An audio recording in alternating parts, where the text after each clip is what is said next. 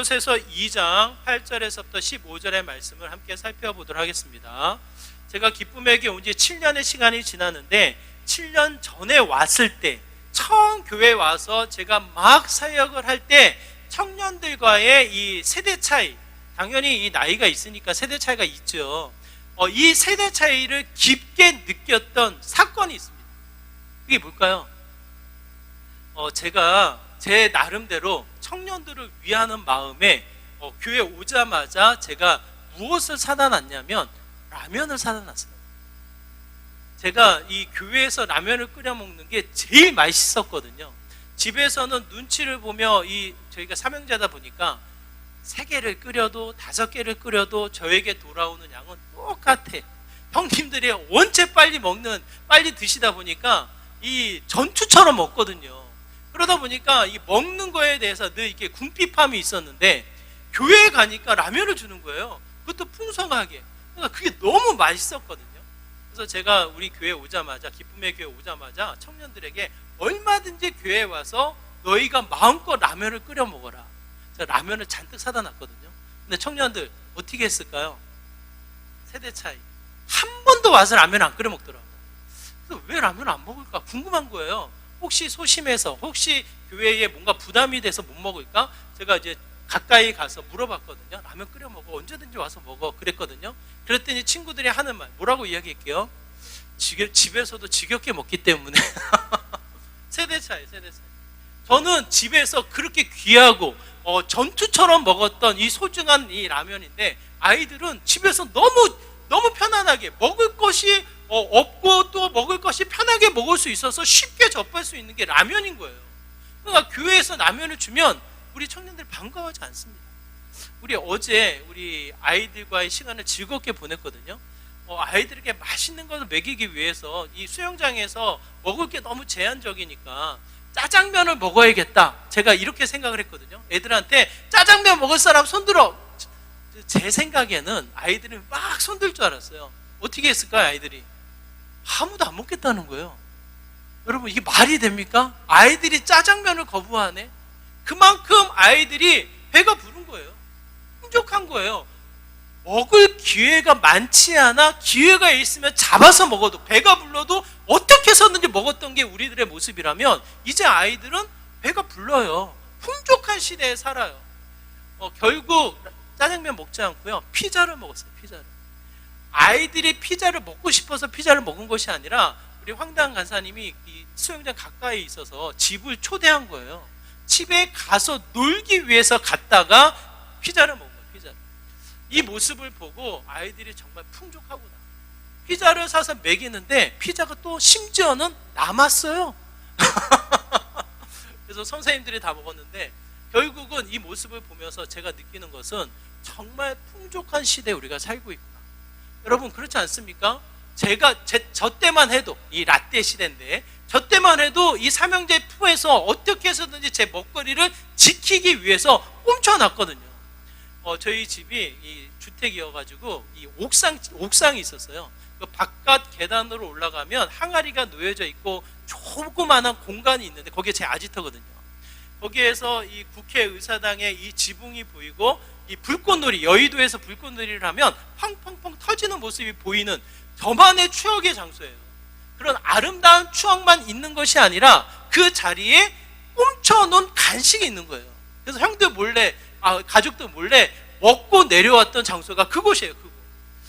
그때와 지금의 상황을 비교해 보면 먹을 것이 없어서 이 먹을 것을 고민했던 시대에서 벗어나 지금은 무엇을 고민합니까?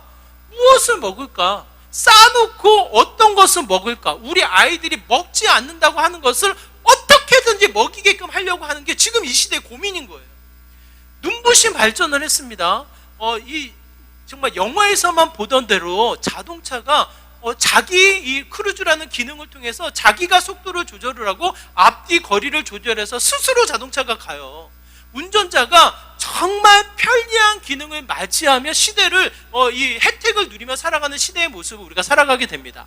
아마도 몇 년이 지나면 자율주행이 나타나서 목적지만 설정하면 아무런 사고 없이 오히려 이 정해진 속도와 거리를 측정하면서 안전하게 목적지까지 도달하는 자율주행이 펼쳐지지 않을까 싶어요. 조금만 여러분이 손가락으로 핸드폰을 작동하면 무슨 일이 벌어집니까? 다양한 기쁨, 다양한 재미가 그냥 물밀듯이 쳐들어옵니다. 그냥 여러분이 검색을 하지 않아도 이미 알리고즘이 형성되어져 있어서 여러분의 관심, 여러분의 흥미, 여러분의 재미가 담겨진 수많은 이 미디어 소스들이 핸드폰을 통해서 그냥 찾아오게 되어져요. 가만히 있으면 재밌어요. 화려함과 다양함을 누려요. 세상의 눈부신 발전을 통해서 편리함을 누리며 살아가는 시대의 모습을 우리가 살아가게 되어집니다. 그럼에도 불구하고 여러분, 풍족, 다양함, 눈부신 발전 속에서도 이 현대인들의 모습이 어떻게 나타납니까? 끊임없는 근심과 두려움과 염려가 사라지지 않는 거예요. 자율주행을 통해서 눈부신 발전을 이루었지만 그럼에도 불구하고 또 다른 고민과 또 다른 두려움이 우리의 이 영혼을 병들게 만듭니다. 여러분, 2026년도가 눈부신 경제 지수를 올린다고 해요. 특히 반도체를 통해서 이 눈부신 이 경제 지수를 올린다고 하는데 실제로 피부로 느끼는 이 피부감, 경제적인 지수의 피부감은 어떻습니까? IMF보다 훨씬 더 어려운 상황을 직면하는, 그 어려운 상황을 느끼고 있는 현실을 우리가 직면하고 있다는 거예요. 세상이 그렇습니다. 눈부신 발전, 경제 지수가 그 어느 때보다 높게 예측이 되어지지만 실질적으로 우리가 경험하는 현장의 모습, 우리의 삶의 이 현장의 모습은 갈등이 증폭되어지고 빈부의 차가 나타나면서 만족도, 행복도가 뚝 떨어지게 된다는 거예요. 그러므로 우리가 또 한번 생각해 보면 세상의 가치가 우리에게 무엇을 줍니까? 만족과 기쁨과 행복과 성취감을 주는 것이 아니라 또 다른 허전함, 또 다른 절망, 또 다른 갈등, 또 다른 염려와 두려움을 우리에게 준다라는 거예요. 이것을 통해서 오늘 본문은 무엇을 이야기하냐면 8절의 이야기입니다. 왜 이런 현상이 나타나는가? 8절의 말씀이 이렇게 기록되어져 있어요. 우리 함께 읽겠습니다. 시작. 누가 철학과 헛된 속임수로 너희로 사업을 잡을까 주의하라. 이것은 사람의 전통과 세상의 초등학문을 따름이요 그리스도를 따름이 아니니라. 바울은 오늘 본문의 이 세 가지 단어를 통해서 선명하게 우리에게 말씀하고 있습니다. 수많은 세상의 가치, 지혜가 이 많은 이야기를, 많은 지식을 쏟아놓고 있어도 더 나아가 결국은 세상의 속임수가 우리를 유혹하게 만든다라는 거예요. 결국은 전문적인 학문을 우리가 배웠음에도 불구하고 세상의 초등학문, 1 더하기 1은 2라는 초등학문의 유치한 학문으로 멈춰 있다라는 거예요.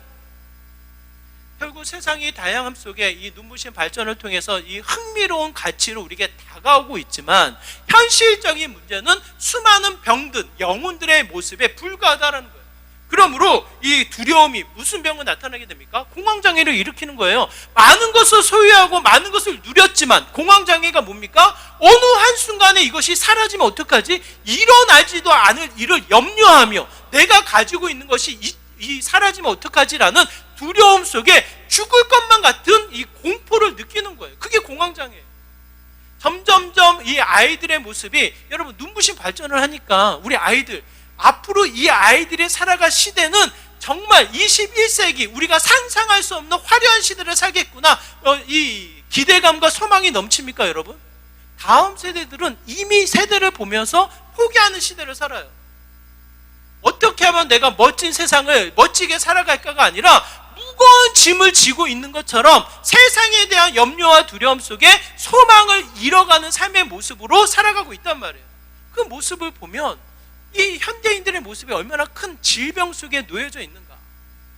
기쁨과 만족과 행복의 지수는 떨어지고 오히려 삶을 포기하며 생명을 놓치고자 하는 이 자살률은 급등하고 있고 이 세상의 모습이 뭔가 화려하게 나타나지만 이 속을 들어가면 이 속이 질병 속에 그냥 낙심하고 좌절하는 형태로 나타나고 있다는 거예요.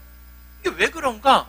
결국은 세상의 속임수, 이 세상의 초등학문을 따르는 결과에 불과하다는 것을 이야기합니다. 존 칼빈이 이렇게 이야기해요. 여러분 잘 들어보세요. 하나님이 없이 인간의 조건으로 스스로를 만족시키는 것은 인간의 전통이자 사탄의 거짓말에 불과하다.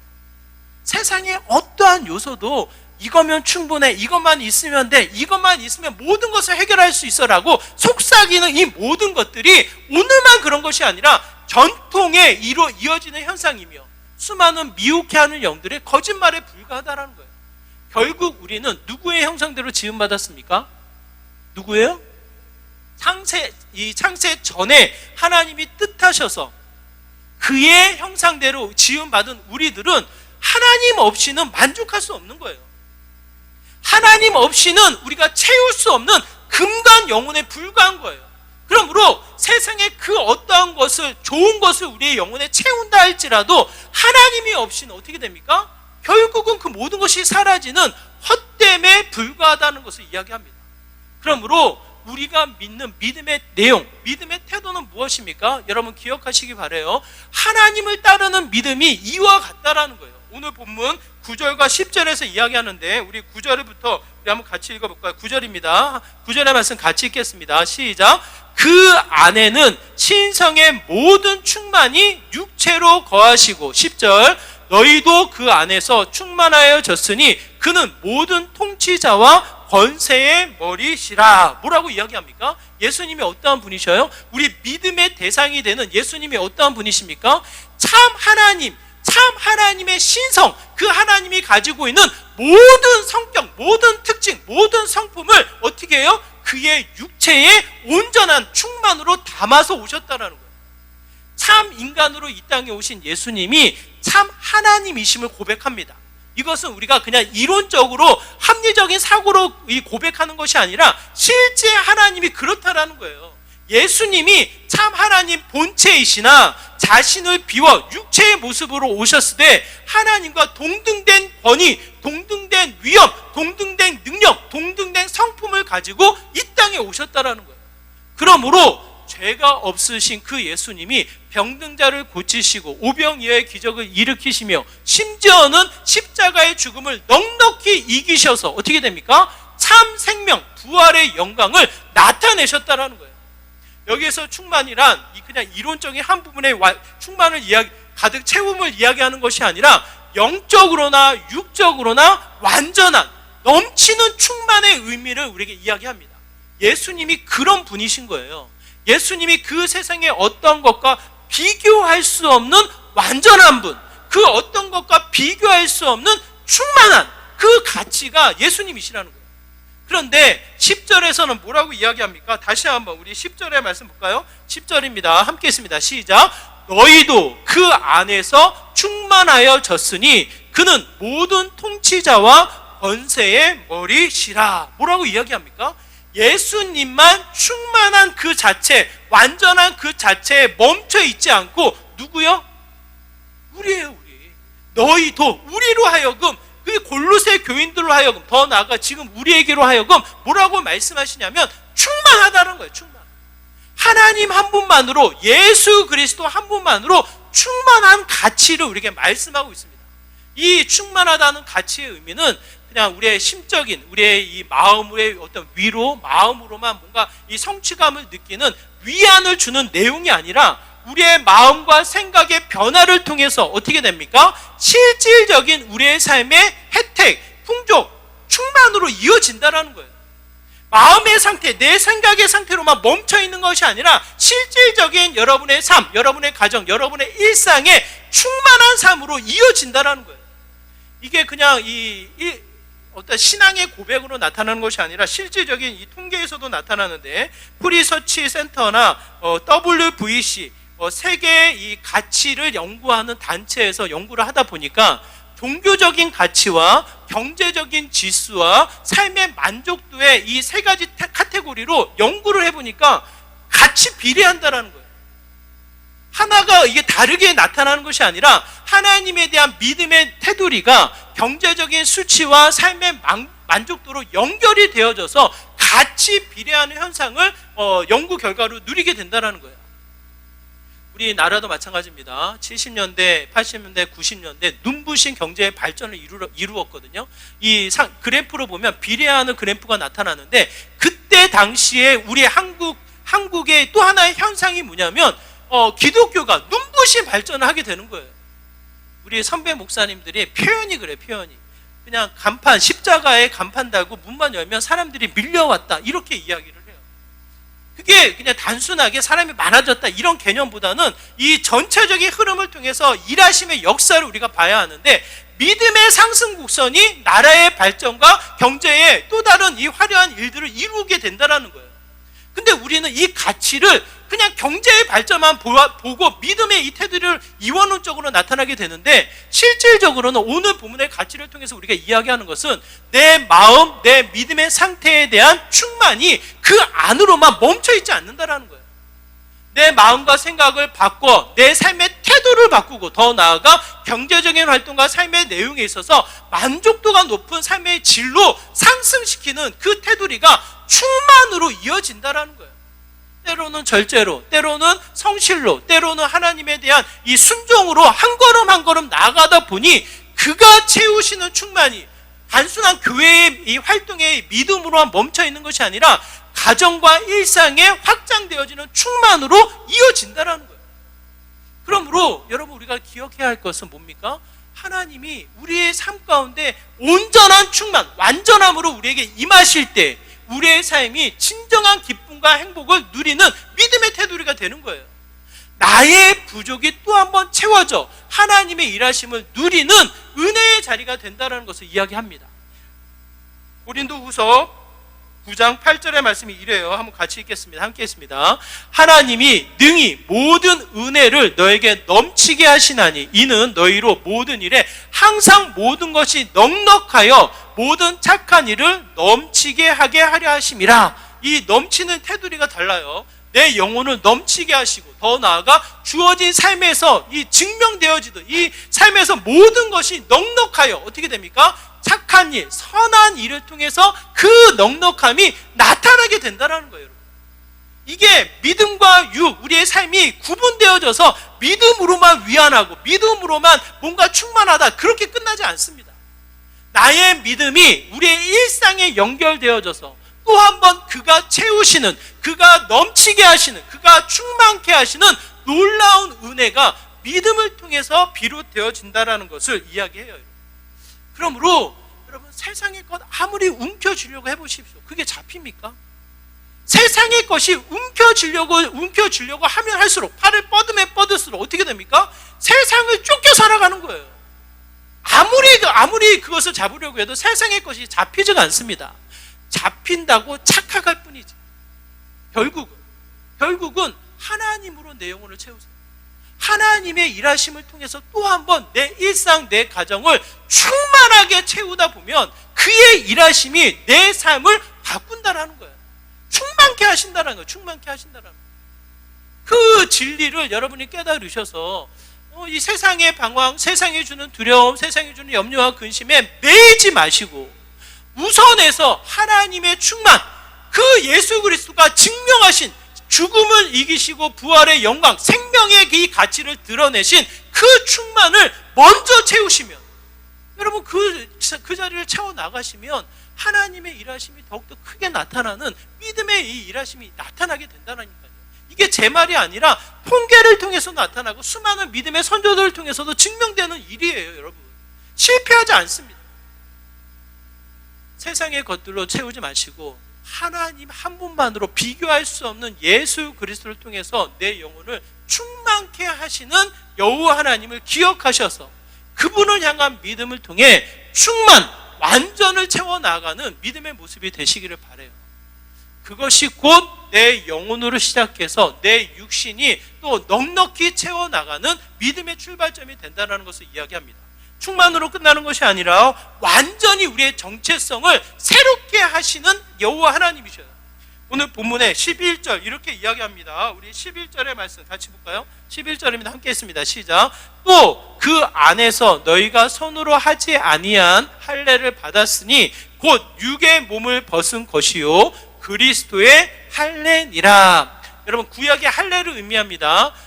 태어나자마자 8일이 되었을 때에 이 신체의 일부분을 잘라서 너는 내 백성이다라고 이 증표를 남기는 게 할례예요. 할례. 그런데 11절에서 뭐라고 이야기하냐면 너희가 손으로 하지 아니한 할례. 손으로 하지 않았대요. 손으로 하지 아니한 할례가 어떠한 할례입니까? 그리스도 예수님을 통한 할례. 그런데 이 예수님을 통해서 이루어진 할례가 그 뭐라고 표현되어져 있냐면 육의 몸을 벗은 것이라 이렇게 표현이 되어져요. 여러분 그냥 문자적으로 해석하면 여러분 조그만 이 부위를 잘라도 아파서 고통스러운데 만약 우리의 육신의 몸을 한번 벗어낸다고 생각해 보세요. 우리의 피부, 우리의 가죽을 벗겨낸다고 한번 생각해 보세요. 이게 말이 됩니까 여러분? 온갖 고통과 아픔과 이 죽음을 감수하는 이 고통의 순간을 우리가 느낄 수 있으나 그 과정을 통해서 어떻게 합니까? 진정한 그리스도의 할례가 이루어진다는 거예요. 이 가치를 11절에서 12절은 이렇게 표현합니다. 세례를 통해서 이야기하는데 12절의 말씀 우리 같이 한번 읽어볼게요. 12절입니다. 같이 읽습니다. 시작. 너희가 세례로 그리스도와 함께 장사되고 또 죽은 자들 가운데서 그를 일으키신 하나님의 역사를 믿음으로 말미암아 그 안에서 함께 일으키심을 받았느니라. 세례를 통해서 우리에게 또 한 번 믿음의 내용, 믿음의 가치를 무엇을 이야기합니까? 죽었다라는 거예요, 여러분. 그냥 세례를 통해서 물론 씻김받았다 그 정도의 내용이 아니라 예수 그리스도가 십자가에 달려 죽으시고 어떻게 됩니까? 죽은 자들 가운데서 일으켜 세움을 받았다라는 거예요. 실질적인 예수님의 부활의 현장을 보는 것처럼 표현을 합니다. 실제로 예수님이 참 인간으로 오셔서 죽은 척 하신 것이 아니라 죽으셨어요. 육체의 몸을 죽이시고 죽은 자 가운데서 다시 일으켜 세움을 얻었다라는 거예요. 그와 같이 그리스도와 함께 우리가 어떻게 됩니까? 일으킴을 받았느니라. 그게 믿음이에요. 이 일으킴을 받았다라는 거예요. 일으킴을 받았다라는 것은 무엇을 전제합니까? 일으킴을 받았다라는 것은 일으킴을 받았다는 것은 누웠다라는 거잖아요. 누웠다라는 것은 죽었다라는 거예요. 예수님을 통해서 우리의 믿음을 고백할 때 할례와 세례를 통해서 우리에게 이야기하는 것은 옛사람은 죽고 진정한 생명의 가치로 새롭게 우리를 일으켜 세우셨다라는 거예요. 그러므로 믿음의 테두리 안에 우리는 반드시 무엇을 기억해야 하냐면 비포, 믿기 전의 모습과 애프터, 믿고 나서 후에 우리들의 모습이 완전히 바뀌어진 형태의 우리들의 고백이 담겨져야 합니다. 그러므로 믿음이 있다 없다 여러분 믿음의 위축됨으로 자신감 없는 믿음이 없습니다 이렇게 들어가는 소리로 말하기 전에 여러분이 분별하셔야 돼요. 아무리 작은 믿음이라 할지라도 겨자씨만한 믿음이라 할지라도 그 이 산을 옮길 수 있는 능력의 믿음이라 함은 어떠한 믿음이냐면 옛사람을 죽이고 또 한 번 새롭게 일으킴을 받은 하나님의 생명을 부여받은 믿음의 모습이 된다는 거예요. 그냥 이 최동배로서 이 나라의 국민으로서 누구의 아빠로서 누구의 남편으로서 살아가는 존재가 아니라 새롭게 일으킴을 받은 하나님의 생명, 하나님의 자녀가 되는 새로운 가치, 새로운 정체성이 우리에게 주어졌다는 거예요. 그러므로 아직 세례를 받지 않으신 분들은 이 세례 예식을 통해서 진정한 믿음의 작은 믿음의 고백을 우리가 이루어야 하고 세례를 통해서 우리의 믿음을 고백하신 분들은 반드시 비포와 애프터 예수님을 믿는 전과 후의 모습이 새로워지는 나의 모습이 또 한 번 정리되어져야 해요. 믿음이 있다 없다 여러분 그게 중요하지 않습니다. 믿음이라는 단어가 내 마음 가운데 치고 있다면 하나님을 믿어야 되는데 믿음이 없다라고 여겨지는 이 마음이 끊임없이 내 마음을 치고 있다면 믿음이란 단어를 통해서 새로워진 나의 모습을 찾으셔야 돼요. 그게 곧 나의 새로운 정체성이에요. 하나님이 이미 옛사람을 죽였다니까요, 여러분. 최동배의 감정, 생각, 경험, 판단, 분별력, 지혜, 능력 그게 무엇이 있습니까, 여러분? 예? 만약 그게 있다고 생각하시는 분들은 착각이에요, 착각. 아무것도 없어요. 그냥 하나님께서 새롭게 하신 말씀의 지혜, 끊임없이 말씀을 통해서 치시며 말씀을 통해서 알게 하시며 말씀을 통해서 경험케 하시는 일으키시는 하나님의 일하심 밖에는 없다라는 거예요, 여러분. 그러니 누구를 보고 어떤 일을 겪고 무슨 상황에 놓였을 때에 내 감정에 충실해라, 나는 할 수 있다, 나만이 능력자다, 이 모든 상황 중에서 너 스스로를 증명해라. 세상이 끊임없이 우리에게 속삭인다 할지라도 세상을 따르는 일이에요. 세상을 따르는 일. 그것을 통해서 내가 뭔가 하려고 해보다 보면 결국 마지막 끝에 뭡니까? 아무리 여러분이 생각하는 성공을 이룬 사람이라 할지라도 시간의 흐름 속에 그들이 고백하는 것은 헛되고 헛되다는 거예요. 아직 그걸 몰라 자신을 드러내고 있을 뿐이지, 시간이 지나고 지나서 그들의 모습은 모든 사람들이 똑같습니다. 하나님을 모르는 자들은 결국 금간 인생이기 때문에 그의 삶의 모습을 통해서 증명하는 것은 헛되고 헛되다는 거예요. 예수님을 통해서 충만해진, 또한 새로워진 우리들의 모습만이 진정한 가치, 영원한 생명을 소망하며 달려가는 저와 여러분의 삶의 모습이 된다는 거예요. 그러므로 여러분 기억하시기 바라요. 충만, 하나님으로부터 주어집니다. 예수 그리스도의 충만이 우리에게 임하여서 그 충만이 우리의 삶을 넉넉하게 채웁니다. 더 나아가 우리의 정체성을 완전히 바꾸신다는 거예요. 하나님이 일으켜 세우신 자로, 새 생명을 누리는 자로, 예수님을 믿는 후 또 다른 삶의 모습으로 완전히 우리를 바꾸시는 분이시라는 거예요. 오늘 보면 에베소서 2장 5절과 6절에서는 이렇게 이야기합니다. 에베소서 2장 5절과 6절 같이 읽을게요. 시작. 허물로 죽은 우리를 그리스도와 함께 살리셨고 너희는 은혜로 구원을 받은 것이라. 또 함께 일으키사 그리스도 예수 안에서 함께 하늘에 앉히시니. 여러분, 옛사람에 머물러 계시지 마십시오. 결국 옛사람의 습관은 뭡니까? 내 스스로를 주장하며 내 정욕에 빠져서 내 죄된 근성에 의해서 끊임없는 두려움, 숨고 싶은 회피, 그로 말미암아 분노를 일으키는 죄된 근성밖에 없어요. 여러분, 거기에서 죽어 또 한 번 F부터 하나님에 대한 믿음을 통해 일으킴을 받는, 그리스도와 함께 살아가는 믿음의 모습이 되어야 한다는 것을 이야기합니다. 여러분, 얼마나 많은 사람들이 바뀌었냐고요. 베드로가 예전의 모습에 멈춰있지 않습니다. 완전히 바뀌었습니다. 바울이, 사울이었던 예전의 모습에는 예수님을 핍박하고 예수님을 믿는 자들을 잡아가고 그의 죽음을 합당히 여긴 자였다면 완전히 바뀌어서 어떻게 됩니까? 예수님이 하나님의 아들이심을 증명하며 곳곳을 다니며 선포하는 이로 바뀌는 거예요. 많은 사람들이 바울을 인정해서 하나님과도 같이 존중하려고 하면 어떻게 됩니까? 옷을 찢으며 내게 무엇이 있냐고, 내가 하나님이 아닌데 내가 무엇이 있냐고, 나는 정욕밖에 없다고 스스로의 옷을 찢으며 탄식했던 자로 바뀌는 거예요. 자신의 의를 드러냈던 자가 처절하게 자신을 찢으며 하나님만을 드러내는, 완전히 바뀌는 거예요. 하나님이 이미 우리를 새롭게 일으키셨습니다. 이 가치를 믿음, 하나님의 역사로 믿어 또 한 번 새로운 삶의 가치를 누리는 삶의 모습으로 나아가게 된다는 거예요. 마지막 14절 15절을 통해서 우리에게 분명히 이야기합니다. 14절 15절의 말씀 같이 읽을게요. 함께 했습니다. 시작. 우리를 거스리고 불리하는 법조문으로 쓴 증서를 지우시고 제하여 버리사 십자가에 못 박으시고 통치자들과 권세들을 무력화하여 드러내어 구경거리로 삼으시고 십자가로 그들을 이기셨느니라. 이미 예수님이 이 땅을 어떻게 하셨어요? 이기셨어요. 그 당시의 권세, 능력, 힘 있는 자들을 마치 구경거리로 삼으사 예수 그리스도의 승전고가 십자가의 이 죽음을 통해서 부활의 영광을 통해 온전히 증명하도록 세상을 이기신 예수님이시라는 거예요. 그분이 우리를 통해서 14절 뭐라고 이야기합니까? 법조문으로 쓴 증서를 지우고 제하고 버리셨다. 3번 강조해요. 3번. 뭡니까? 우리의 죄된 목록들을 하나님이 어떻게 해요? 단번에 사하셨다는 거예요.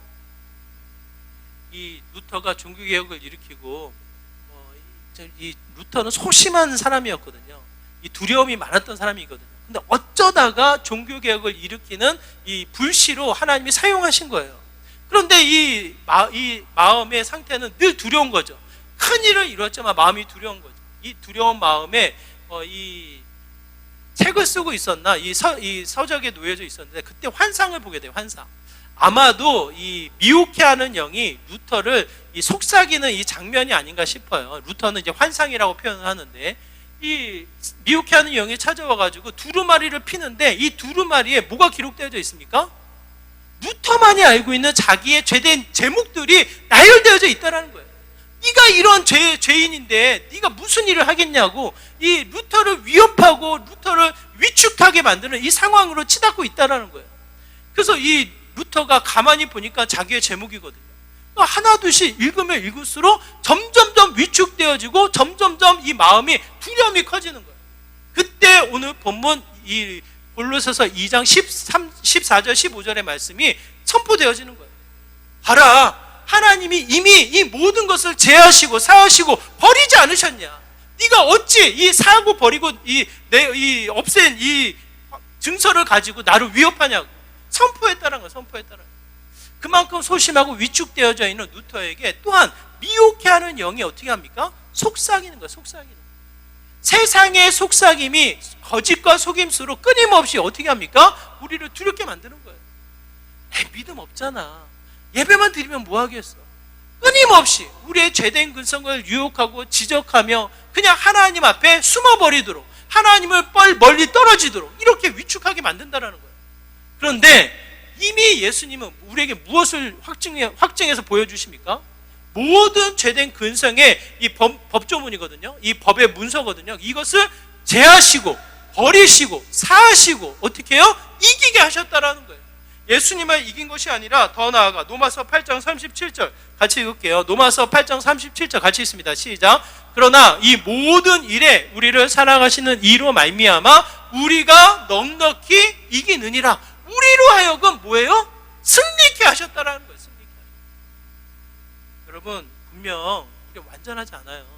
하나님의 완전함으로 채우셔서 우리를 일으켜 세우셔서 이끌어 가시지만 그럼에도 불구하고 이 땅에서 완전하지 않기 때문에 위축되어져요. 두려워요. 불안해요. 그렇지만 여러분 기억하시기 바라요. 이 모든 것이 뭡니까 여러분? 결과가 아니에요. 이미 결과는 뭡니까?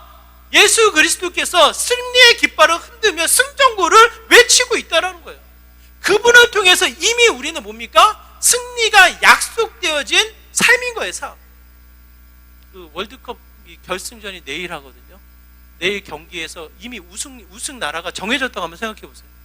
이게 이 설렘이 있겠습니까? 아니 승리가 어느 나라가 정해졌다고 하면 그런 이 뻔한 경기를 우리가 보는 것이 재미가 없듯이 우리의 삶이 그런 거예요. 아무리 힘들고 아무리 어렵고 세상의 이 수많은 화려함이 속삭임이 우리를 속인다 할지라도 하나님이 우리에게 약속되어진 마지막 모습은 뭡니까? 마지막 모습은 이기게 하신다라는 거예요. 이미 예수님이 이기셨고 앞으로도 이기게 하신다라는 거예요. 그러므로 말미암아 그 이김을 통해서 우리만 위축되어지는 것이 아니라 하나님의 영광을 나타내게 하신다라는 거예요. 고린도후서 2장 14절 고린도후서 2장 14절 같이 읽습니다. 시작. 항상 우리를 그리스도 안에서 이기게 하시고 우리로 말미암아 각 처에서 그리스도를 아는 냄새를 나타내시는 하나님께 감사하노라. 여러분 우리로 하여금 승리케 하셔서 승리의 승전고를, 승리의 깃발을, 승리의 향기를 마음껏 뿜어내게 하시는 분이 여호와 하나님이심을 우리에게 말씀하고 있다. 여러분 실패하셨습니까? 여러분의 인생이 패배하셨습니까? 여러분 그렇지 않아요. 과정이에요. 과정. 어떠한 상황에 놓여있던지 간에 교만할 수 없고 어떠한 상황에 놓여있던지 간에 좌절, 낙심, 실망할 수 없고. 왜 그렇습니까? 이미 예수님이 승전고를 울리셨기 때문에. 그러므로 어떠한 상황에 있던지 간에 우리의 심령, 우리의 믿음, 우리의 영혼은 어떻습니까? 여유로울 수 있는 거예요. 어떻게 사랑하는 사람이 죽었는데 장례식에서 노래를 부릅니까? 이게 가능하냐고요, 여러분. 어떻게 이 고통과 환난의 그 순간에서 하나님의 일하심을 보라고 이야기할 수 있겠냐고요. 네? 어떻게 이야기할 수 있냐고요. 세상의 속삭임은 이제 끝났다, 좌절과 낙심이다, 이제 더 이상 일어날 수 없어 라고 속삭이는 이 세상의 두려움 앞에 뭐라고 우리가 이야기할 수 있겠냐고요. 근데 성경은 전혀 달라요. 세상의 속삭임, 그의 세상을 따르지 말고 그리스도를 따르는 믿음을 우리에게 말씀하신다는 거예요. 그분만이 충만이시다. 그분만이 새로움으로 우리를 일으키신다. 그분만이 참된 승리로 어떻게 합니까? 나만 승리하고 기쁜 것이 아니라 그 승리의 냄새, 그 승리의 영광을 나타나게 하신다. 이게 기독교의 역사예요, 여러분. 아무리 세상이 핍박하고 이 기독교를 없애려고 수많은 악함이 이 불을 끄려고 박해와 핍박을 가했지만 절대로 꺼지지 않습니다. 오히려 확산되어지고 오늘 우리에게까지 이 성경이 전달되어진 거예요. 이게 이 증거예요, 증거. 예수님의 일하심이 이기신다라는 증거입니다. 여러분, 하나님의 믿음이에요, 믿음. 정말 믿음 있다 없다. 여러분, 우리 어린아이의 믿음을 통해서 하나님이 일하신다니까요. 겨자씨만한 믿음을 통해서 하나님은 역사하신다니까요. 그러니 믿음 있다 없다 우리가 어떻게 말할 수가 있냐고요. 다만 믿음이 이거구나, 이건 아셔야죠. 아, 믿음이 나의 궁핍, 세상과 비교했을 때 없는 것에 좌절하는 거, 있는 것에 교만할 것이 아니라 하나님이 나의 충만이시구나, 그분이 나의 새로움이시구나, 그분만이 나의 승리가 되시는구나, 이 가치는 아셔야죠. 그 가치를 알아 믿음으로 나아갈 때 진정한 생명력, 진정한 은혜를 누리는 복된 삶이 된다는 것을 이야기합니다. 여러분, 믿음으로 이기십시오. 세상의 이 수많은 거짓과 믿음으로 싸워서 나가보십시오. 다윗이 골리앗에 떨고 있는 이스라엘 백성 앞에 믿음으로 나아갔을 때 놀라운 승리를 통해서 또 한 번 하나님의 영광을 나타내는 믿음의 현장이 되는 것을 이야기합니다. 저와 여러분이 그런 삶이에요. 우리 교회가 그런 교회예요. 정말 부족하고 작고 연약할지라도, 세상에 비교했을 때 정말 부족함으로 느껴진다 할지라도 작은 믿음의 간절함, 작은 믿음의 순종, 작은 믿음의 가치만 붙잡고 나아가면 반드시 그 자리는 하나님이 일하십니다.